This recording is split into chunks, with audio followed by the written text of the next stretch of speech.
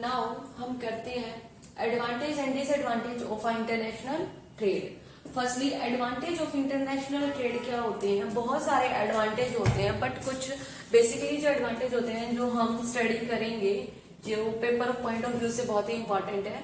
First है हमारा मोर efficient use of resource. अगर हम इंटरनेशनली ट्रेड कर रहे हैं तो इट मीन्स क्या है कि हम जो भी प्रोडक्ट्स को बना रहे हैं वो हम लार्ज स्केल पे बना रहे हैं। अगर हम लार्ज स्केल पे कोई भी प्रोडक्ट को बनाते हैं तो हमारी पर यूनिट कॉस्ट कम हो जाती है।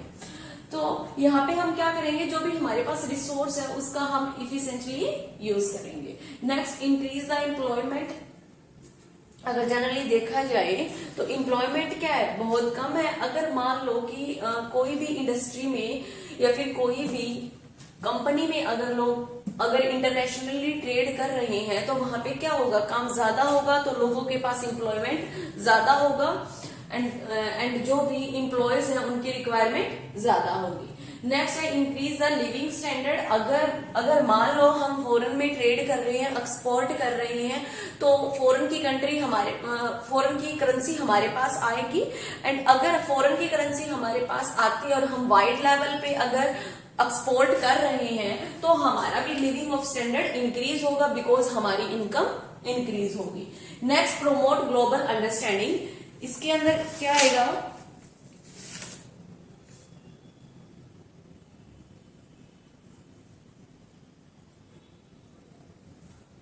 Next promote global understanding. इसका मतलब है कि अगर हम इंटरनेशनली ट्रेड करते हैं, अगर हम किसी दूसरी कंट्री के कोई दूसरी कंट्री के साथ हम ट्रेड कर रहे हैं तो हमारे पास अपॉर्चुनिटी आएगी, नई अपॉर्चुनिटी, नई टेक्नोलॉजी आएगी, जिससे हमारा क्या होगा, अपग्रेडेशन होगा।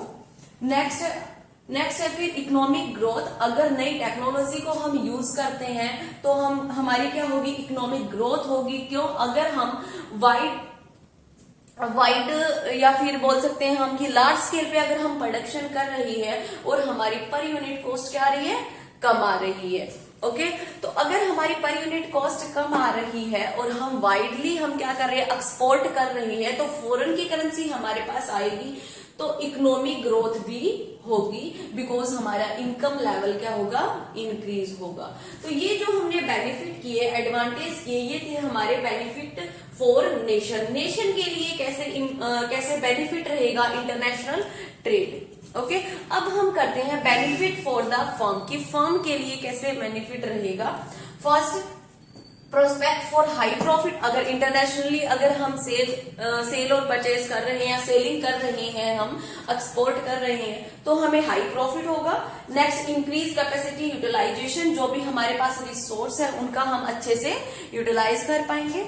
नेक्स्ट आता है हमारे पास प्रोस्पेक्ट फॉर ग्रोथ। हमारी क्या होगी, ग्रोथ होगी हमारे फर्म की। अगर मान लो कि फॉरेन के अंदर हमारे जो प्रोडक्ट है उनकी ज्यादा डिमांड हो रही है, इट मींस क्या हुआ, हमारे फर्म की क्या हो रही है, ग्रोथ हो रही है। Next, improvement business vision. जो हमारा बिजनेस विजन है, मिशन है, एक हमारे विजन होते हैं, मिशन होते हैं, कुछ गोल्स होते हैं, तो अगर हम अच्छे से काम कर रहे हैं, हम अच्छे से एक्सपोर्ट इंपोर्ट कर रहे हैं फॉरेन कंट्री में, तो इंप्रूवमेंट होगा हमारा business. Next, technology upgradation. Technology को हम अपग्रेड करेंगे यदि हम एक्सपोर्ट करेंगे, यदि हम फॉरेन में अगर हम विजिट करेंगे, वहां की टेक्नोलॉजी से इंट्रोड्यूस होंगे, तो उसी टेक्नोलॉजी को हम अडॉप्ट करेंगे इंडिया में। ओके, तो टेक्नोलॉजी का भी अपग्रेडेशन होगा।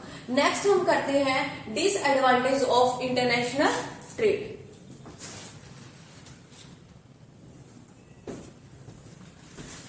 अब बात करते हैं डिसएडवांटेज ऑफ इंटरनेशनल ट्रेड। अब हमने पढ़ लिया कि एडवांटेज क्या होते हैं, नेक्स्ट हम पढ़ते हैं कि डिसएडवांटेज क्या होते हैं, क्योंकि कोई भी चीज के अगर एडवांटेज होते हैं तो उसके डिसएडवांटेज भी होते हैं। डिसएडवांटेज में आएगा, firstly point is customer heterogeneity. Heterogeneity का मतलब हुआ कि अगर हम इंटरनेशनली ट्रेड कर रहे हैं, हम इंटरनेशनली मान लो परचेज एंड सेलिंग कर रहे हैं, तो वहां के जो लोग हैं, वहां के जो कस्टमर है, वो क्या है, हेट्रोजीनियस है, होमोजीनियस नहीं है। अगर हम विद इन अ कंट्री करते हैं तो क्या होगा, होमोजीनियसिटी, बट अगर हम मोर देन वन कंट्री करते हैं तो कस्टमर क्या होंगे, हेट्रोजीनियस होंगे। Next disadvantage is that business regulation and policies. अगर हम कोई भी कंट्री में अगर बिजनेस करते हैं, हम अगर इंटरनेशनली ट्रेड कर रहे हैं, तो वहां के बिजनेस के rule and regulation and policy क्या होगी, अलग अलग होगी, जो कि हमें पहले अंडरस्टैंड करनी पड़ेगी। एंड जो हम फॉरेन में अगर हम एक्सपोर्ट कर रहे हैं तो फॉरेन के लोगों को हमें बिजनेस को अंडरस्टैंड करना पड़ेगा, उन्हीं के स्टैंडर्ड के अकॉर्डिंग हमें प्रोडक्ट को प्रोवाइड करना पड़ेगा। नेक्स्ट फिर पॉलिटिकल सिस्टम एंड रिस्क। कोई भी कंट्री की जो पॉलिटिकल पॉलिसी होती है या पॉलिटिकल रिस्क रहता है, बिकॉज स्टेबिलिटी नहीं होती तो इंटरनेशनल ट्रेड जो भी कर रही है बिजनेस, उनको रिस्क बियर करना पड़ता है, क्योंकि हर एक गवर्नमेंट अपने रूल एंड रेगुलेशन के अकॉर्डिंग करती है। Next, different currency use in our business. जब हम बिजनेस ट्रांजेक्शन करते हैं तो हम डिफरेंट करेंसी का यूज करते हैं। लाइक अगर हमें बुक सेल करनी है, अगर इंडिया में सेल करनी है तो इंडिया में हमें क्या मिलेगी, इंडियन करेंसी मिलेगी, तो हमें कोई प्रॉब्लम नहीं हुई, हमने सेल की, हमारे पास करेंसी आ गई।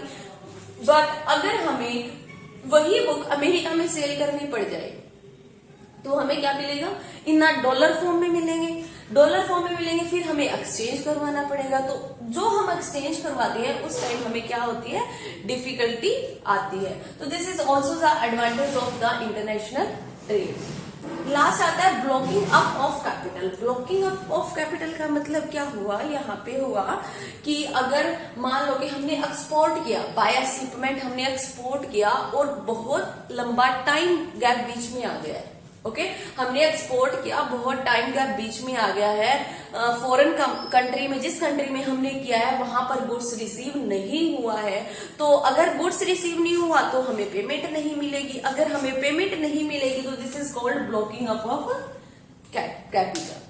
So this is all about the international trade and advantage and disadvantage of international trade.